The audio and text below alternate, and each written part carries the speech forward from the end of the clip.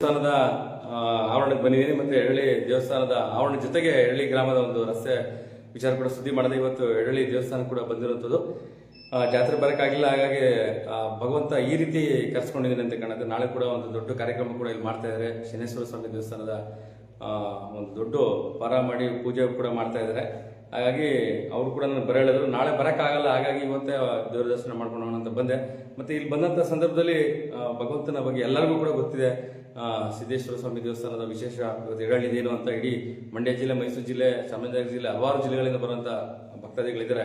ಮುಖ್ಯವಾಗಿ ಹಾಗೆಯೇ ಇಲ್ಲಿನ ಒಬ್ಬರು ಭಕ್ತಾದಿ ಕೂಡ ಮಾತಾಡೋಕ್ಕೆ ಇಷ್ಟಪಡ್ತಾರೆ ಈ ವಿಚಾರನ. ಸರ್ ನಮಸ್ಕಾರ. ನಮಸ್ತೆ. ಏನು ಹೇಳ್ತೀರಾ ಸರ್, ಇವತ್ತು ತಾವು ಕೂಡ ಬಂದಿದ್ದೀರಾ, ಎಲ್ಲಿಂದ ಬಂದಿದ್ದೀರಾ? ಸರ್ ನಾನು ಸ್ವಂತ ಊರು ಅರಕೆರೆ. ಇದು ನಮ್ಮ ಕುಲದೇವರು, ಮನೆ ದೇವರು ಸಿದ್ದೇಶ್ವರ ಅಂತ ಅಂದ್ಬಿಟ್ಟು.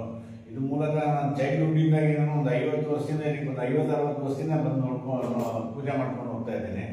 ಇದು ಫಸ್ಟು ಏನು ಅಂತ ಅಭಿವೃದ್ಧಿ ಹೊಂದಿರಲಿಲ್ಲ. ಈಗ ಕಾಲಕ್ರಮೇಣ ಎಲ್ಲ ಭಕ್ತಾದಿಗಳು ಸೇರಿ ಇದನ್ನು ತುಂಬ ಅಭಿವೃದ್ಧಿ ಮಾಡಿದ್ದಾರೆ. ಇದಕ್ಕೆ ಭಕ್ತಾದಿಗಳು ದೇವರಹಳ್ಳಿ, ಗುರುದೇವರಹಳ್ಳಿ, ಮಹಾದೇವರಹಳ್ಳಿ ಮತ್ತು ಗೋಪಾಲಪುರ, ಎಲ್ಲ ಅರಕೆರೆ ಮತ್ತು ದಾಸೇಗೌಡಕೊಪ್ಪಲು ಎಲ್ಲ ತುಂಬ ಕಡೆಯಿಂದ ಇದ್ದಾರೆ.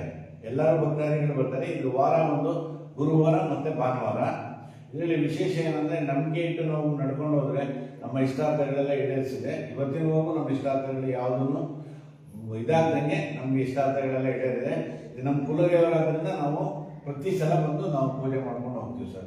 ಇಲ್ಲಿ ಜಾತ್ರೆಗೆಲ್ಲ ಬರ್ತೀರಾ? ಜಾತ್ರೆಗೆಲ್ಲ ಬರ್ತೀವಿ ಸರ್. ಇಲ್ಲಿ ತುಂಬಾ ಜನ ಭಕ್ತಾದಿಗಳಿದ್ದಾರೆ ಸರ್.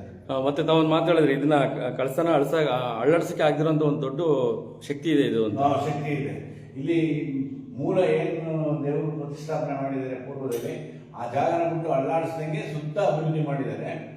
ಮತ್ತೆ ಬೇರೆ ಏನೋ ಅದನ್ನು ಚೇಂಜ್ ಮಾಡ್ಲಿಕ್ಕೂ ಆಗಲ್ಲ, ಮತ್ತೆ ಅದನ್ನು ಪ್ರತಿಷ್ಠಾಪನೆ ಮಾಡ್ಲಿಕ್ಕೆ ಆಗಲ್ಲ. ಇದ್ರ ಮೇಲೆ ತುಂಬಾ ಅಚಲವಾದ ನಂಬಿಕೆ ಇದೆ. ಮತ್ತೆ ಈಗ ಮೊನ್ನೆ ನಡೆದ ಜಾತ್ರೆಯಲ್ಲಿ ಬಹುಶಃ ವಿಸ್ಮಯನೇ ನಡೆದಿದೆ ಅಂತ ಅನ್ನೋದು ತಪ್ಪಾಗಲಾರದು. ಅಷ್ಟು ಮಟ್ಟಿಗೆ ಕೊಂಡ ಬಂಡಿ ಮತ್ತೆ ಇನ್ನು ಕೆಲವರು ಉತ್ಸವಗಳು ನಡೀತವೆ. ಪರ ಅಂದು ಅದು ಬಹಳ ಅದ್ದೂರಿಯಾಗಿ ನಡೀತದೆ.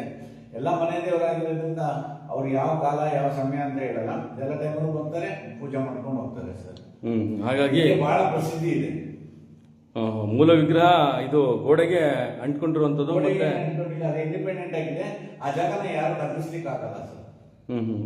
ಉದ್ಭವ ಮೂರ್ತಿ ಏನೇನ ಇದೆಯಾ? ಅದ್ರ ಬಗ್ಗೆ ನನಗೆ ಪೂರ್ವಿಕರನ್ನ ಕೇಳಬೇಕು.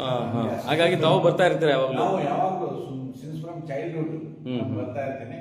ಅರೌಂಡ್ ನನ್ನ ಬುದ್ಧಿ ಕಂಡದಾಗಿಂದ ನಾನು ಇಲ್ಲಿಗೆ ಬರ್ತೀನಿ, ನಾನು ಪೂಜೆ ಮಾಡ್ಕೊಂತೀನಿ, ನಾನು ಹೋಗ್ತೀನಿ. ಇವತ್ತು ವಿಶೇಷವಾಗಿ ನಮ್ದು ಮದುವೆ ಆನಿವರ್ಸರಿ, 38ನೇ ಆನಿವರ್ಸರಿ. ಅದರಿಂದ ನಾನು ನನ್ನ ಶ್ರೀಮತಿ ಎಲ್ಲಿಗೆ ಹೋಗಲ್ಲ, ಇಲ್ಲಿಗೆ ಬರಬೇಕು ಅಂತಾನೆ ಬಂದಿದ್ದೀನಿ. Thank you sir. Happy anniversary sir. ಯಾಕೆಂದ್ರೆ ನೋಡಿ, ನನ್ನ ಅದೃಷ್ಟ ನಿಮ್ಮನ್ನು ಭೇಟಿ ಮಾಡುವಂಥದ್ದು. ನಾಳೆ ಇರೋ ಕಾರ್ಯಕ್ರಮ ನನಗೆ ಅವ್ರು ಹೇಳದಂತ ಕಾರ್ಯಕ್ರಮ ನಾಳೆ. ನಾನು ಬೈಕ್ ಮಿಸ್ ಮಾಡ್ಕೊಂಡು ಇವತ್ತು ಬಂದೆ. ಭಗವಂತನೇ ಕರೆಸ್ಕೊಂಡ ಅಂತ ಕಾಣುತ್ತೆ ನಿಮ್ಮ ಒಂದು ವಿಶಸ್ ಮಾಡೋದಕ್ಕೆ ಅಂತ ಕೂಡ. ಹಾಗಾಗಿ ತಮಗೆ ಒಳ್ಳೇದಾಗ್ಲಿ. ಮಾತೃ ಸ್ವರೂಪೇ, ತಂದೆ ತಾಯಿ ಸ್ವರೂಪ ಇದ್ದೀರಾ ನೀವು. ಒಳ್ಳೇದಾಗ್ಲಿ ತಮಗೂ ಕೂಡ, ಶತಾಯುಗಳಾಗ್ಲಿ. ಮತ್ತೆ ಈ ದೇವಸ್ಥಾನದ ವಿಚಾರಗಳು ಕೂಡ ತಾವು ಹೇಳಿದ್ರಿ. ಇನ್ನೇನೆಲ್ಲ ನಿಮ್ಗೆ ಚಿಕ್ಕದಲ್ಲಿ ಇದ್ದಂತ ದೇವಸ್ಥಾನ ಹೇಗಿತ್ತು, ಹೀಗೆ ಆಗಿದೆ? ಚಿಕ್ಕದಲ್ಲಿ ನಾನು ನೋಡಿದ ಮಟ್ಟಿಗೆ ಸ್ವಲ್ಪ ಒಂದು ತುಂಬಾ ಅಭಿವೃದ್ಧಿ ಏನು ಕಂಡಿರಲಿಲ್ಲ ಸರ್. ಇದರಲ್ಲಿ ವಿಶೇಷ ಏನಂದ್ರೆ ನಮ್ಮ ಮೇಯ್ನ್ ನಮ್ಮ ಕಲಸದಲ್ಲಿ ಬಸವಣ್ಣನ ಒಂದು ವಿಗ್ರಹನ ಇಟ್ಟಿದ್ದಾರೆ. ಅದರಲ್ಲಿ ಒಂದು ಏನೋ ವಿಶೇಷ ಇದೆ, ಒಂದು ಶಕ್ತಿ ಇದೆ. ಅದನ್ನು ಸುಧಾ ಯಾವುದೇ ರಿನೋವೇಟ್ ಮಾಡಿದ್ರು ಅದನ್ನು ಸುಧಾ ಚೇಂಜ್ ಮಾಡ್ದಂಗೆ ಇಲ್ಲಿರೋ ಟ್ರಸ್ಟಿಗಳು ಅಥವಾ ನಮ್ಮ ಭಕ್ತಾದಿಗಳೆಲ್ಲ ಸೇರ್ಕೊಂಡು ಅದನ್ನ ಹಂಗೆ ಉಳಿಸ್ಕೊಂಡು ಬೇರೆಲ್ಲ ಅಭಿವೃದ್ಧಿ ಮಾಡಿದ್ದಾರೆ. ಬಸವಣ್ಣನ ಮತ್ತೆ ಇಲ್ಲಿ ಮೂಲ ಮೂರ್ತಿನ ಸಿದ್ದೇಶ್ವರ ಸ್ವಾಮಿಯನ್ನ ಯಾವುದೇ ಕಾರಣಕ್ಕೆ ಯಾರು ಚೇಂಜ್ ಮಾಡೋಕ್ಕೂ ಆಗಿಲ್ಲ, ಮಾಡೋಕ್ಕೂ ಹೋಗಿಲ್ಲ ಸರ್. ಅಷ್ಟು ವಿಶೇಷತೆ ಇದೆ. ಮತ್ತೆ ಬಸವಪ್ಪ ಅಂತ ಇಲ್ಲಿ ಬಸವಪ್ಪನೂ ಬಿಟ್ಕೊಂಡಿದ್ದಾರೆ. ಬಸವಪ್ಪನಿಗೂ ವಿಶೇಷವಾದ ಶಕ್ತಿ ಇದೆ.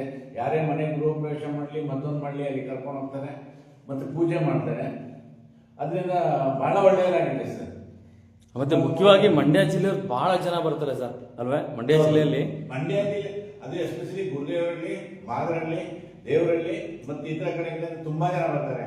ಅರಕೆರೆ, ದಾಸೇಗೌಡಕೊಪ್ಪಲು ತುಂಬಾ ಕಡೆ ಇದ್ದಾರೆ ಭಕ್ತಾದಿಗಳು. ಎಲ್ಲರೂ ಬರ್ತಾರೆ, ಎಲ್ಲ ಚೆನ್ನಾಗಿ ನಡ್ಕೊಂಡು ಹೋಗ್ತಾರೆ. ನೋಡಿ, ಅಭಿವೃದ್ಧಿ ಇದಕ್ಕಿದಂಗೆ ಹೆಂಗಾಯ್ತು ಅಂದ್ರೆ, ಒಂದ್ ಕಡೆ ಚೌಟ್ರಿ ಆಯ್ತು, ಎಲ್ಲಾ ಕಡೆ ಎಲ್ಲಾ ರೀತಿಯಂತ ಜೀರ್ಣೋದ್ಧಾರ ಕೂಡ ಟ್ರಸ್ಟಿಗಳು ಬಹಳ ಜವಾಬ್ದಾರಿ ತಗೊಂಡು ಮಾಡಿದ್ದಾರೆ ಅಲ್ವೇ? ಬಹಳ ಒಗ್ಗಟ್ಟಿನ ಟ್ರಸ್ಟಿ.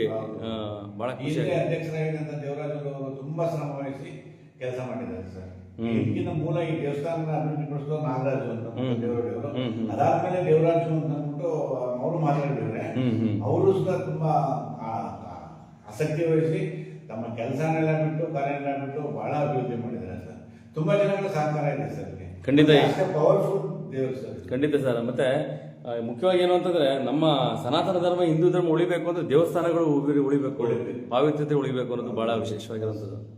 ಇವತ್ತು ಹಿಂದೂಗಳು ಎಲ್ಲ ಒಂದ್ ಕಡೆ ಒಂದಾಗ್ತಾರೆ ಅಂದ್ರೆ ಅದು ದೇವಸ್ಥಾನ ಮಾತ್ರ, ಮಠಗಳು ಮಾತ್ರ. ಹಾಗಾಗಿ ಇವತ್ತು ಅಣ್ಣ ತಮ್ಮದಿ ನಾನು ಯಾವತ್ತೂ ಹೇಳ್ತಾ ಇರ್ತೀನಿ, ಅಣ್ಣ ತಮ್ಮದಿ ಜಗಳ ಆಡಿದ್ರೆ ಮನೇಲಿ ದೇವಸ್ಥಾನದಲ್ಲಿ ಬಂದು ಒಂದಾಗ್ತಾರೆ. ಅಷ್ಟು ಶಕ್ತಿ ಇರುವಂಥದ್ದು ದೇವಸ್ಥಾನಕ್ಕೆ.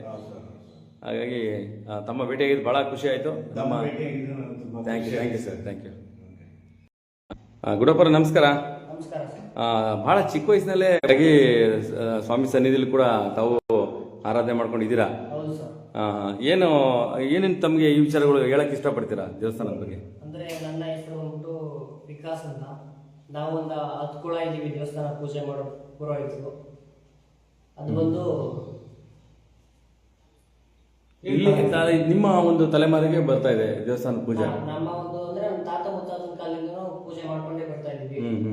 ತುಂಬಾ ಅಭಿವೃದ್ಧಿ ಮಾಡಿದ್ದಾರೆ. ನಾವು ಕಂಡಾಗಿಂದ ತುಂಬಾ ಚಿಕ್ಕ ದೇವಸ್ಥಾನ ಅವಾಗ ಇದು. ಇವಾಗ ತುಂಬಾ ಅಭಿವೃದ್ಧಿ ಮಾಡಿದ್ದಾರೆ. ಮಾರ್ಚ್ ತಿಂಗಳಲ್ಲಿ 4 ದಿನ ಹಬ್ಬ ನಡೀತದೆ. ತುಂಬಾ ಗ್ರ್ಯಾಂಡ್ ಆಗಿ ಮಾಡ್ತೀವಿ. ಅಂದ್ರೆ ಬಂಡಿ ಕೊಂಡ ತೇರು ಪರ ಎಲ್ಲಾನು ನಡೆಯುತ್ತೆ. ಅದರಿಂದ ಅಂದ್ರೆ ಭಕ್ತಾದಿಗಳು ತುಂಬಾ ಜನ ಇದ್ದಾರೆ. ಭಕ್ತರು ಬರ್ತಾರೆ. ಪ್ರತಿ ದಿನ ಬೆಳಗ್ಗೆ ಸಂಜೆ ಪೂಜೆ ಇರುತ್ತೆ. ಬೆಳಗ್ಗೆ 6 ಗಂಟೆಯಿಂದ ಸಂಜೆ 6 ಗಂಟೆವರೆಗೂ ಪೂಜೆ ಮಾಡ್ತೀವಿ. ವಿಶೇಷ ಏನಂದ್ರೆ ಗುರುವಾರ ಮತ್ತೆ ಭಾನುವಾರ ಪ್ರಸಾದ ಕೇಳಿಕೆ ಅಂತ ಬರ್ತಾರೆ. ಹೂವಿನ ಪ್ರಸಾದ ಕೇಳಿಕೆ ಅಂತ ಬರ್ತಾರೆ. ಯಾವುದೇ ಕಷ್ಟಗಳಿದ್ರುವೆ ಪ್ರಸಾದದ ಮುಖಾಂತರ ನಮ್ಮ ದೇವರು ಪರಿಹಾರ ಮಾಡ್ಕೊಡ್ತಾರೆ. ಅದ್ರ ಜೊತೆಗೆ ಬಸವಪ್ಪ ಐತೆ. ಸಿದ್ದೇಶ್ವರನಿಗೆ ಬಸವಪ್ಪ ಅಂತ ಬಿಟ್ಟಿದೀವಿ. ಬಸವಪ್ಪನ ಪಾದ ಕೇಳಿದ್ರೆ ಅವ್ರ ಪ್ರತಿಯೊಂದು ಕಷ್ಟನೂ ಪರಿಹಾರ ಆಗುತ್ತೆ. ಅಂದ್ರೆ ಪ್ರತಿ ವಾರನೂ ಪರ ಮಾಡೋರು ಬರ್ತಾರೆ.